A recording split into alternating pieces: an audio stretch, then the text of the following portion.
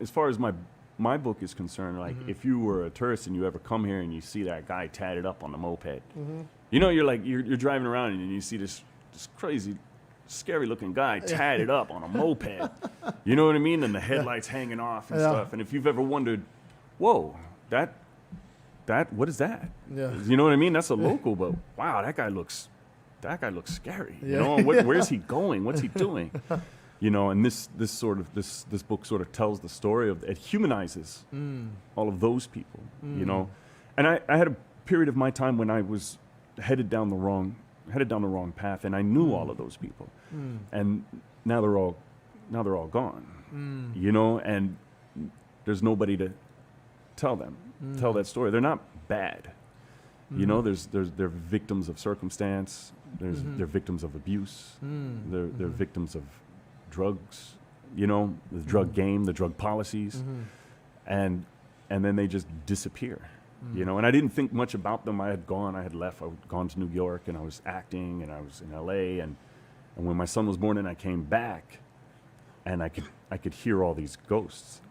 You know, I would go down these streets, and you know, sad. Now I'm an adult, and I'm successful, but I'm walking down these streets, and I'm thinking of these old friends, and you know, they're just faded. Gone. They're faded. But I hear their voices, you know. So and you know, that was the thing with the book too.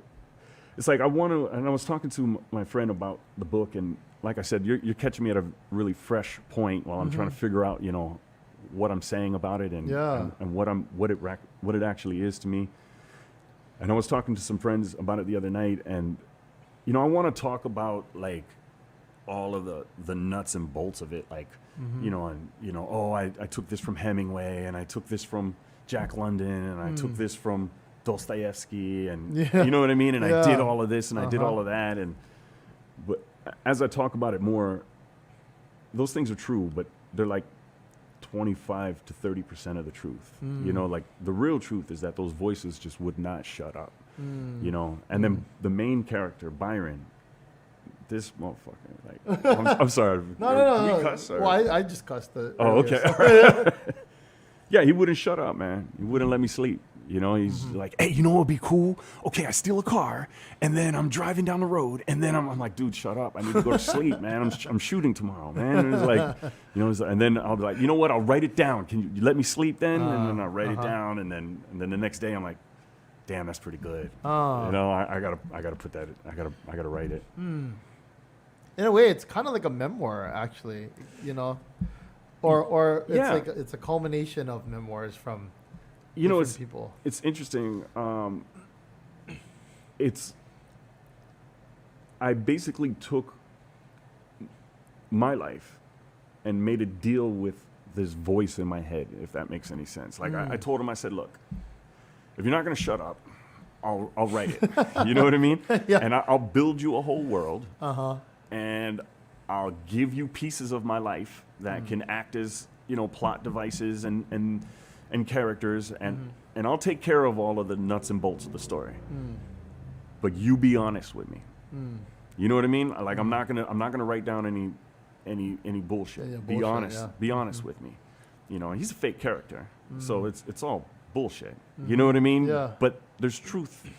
There's universal truths when people start revealing themselves, and when Byron started to reveal himself, I sound like a crazy person. No, like it's a real person. I like it. This is good. But when Byron started to reveal himself, anytime he would go off the track, I would say, remember the deal. Like, you know, I'm not going to turn you into some superhero that, you know, does all of this. Why would you do this? Why would you do this? Why are you saying that you did this? And then out of those questions would come these sort of deep, universal truths.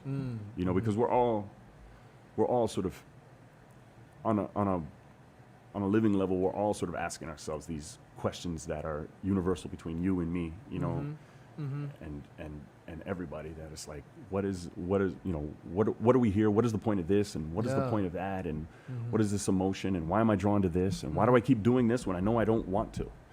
You know, and that's a big key to people who have had, like, you know, PTSD, or people who have been, you know, abused as children. You know, And they grow up with that same trauma, that pain, you know. Right.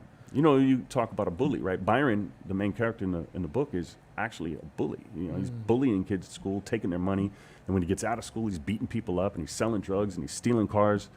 You know, but when you read him, when you go from chapter 1, by the time you get to where he's beating people up and stealing cars, like, you completely understand him. And how could you understand that crazy guy on the moped who looks psycho with the tats and the shit? Like, but you can. He's a real person. And some of the stuff he does is, you know, that's what I was saying. It's a result of something that happened. You know what I mean? Of his past. Of his past. And we all have that. We all understand that. You know, and trying to conquer that is almost like a task that takes a lifetime. You know.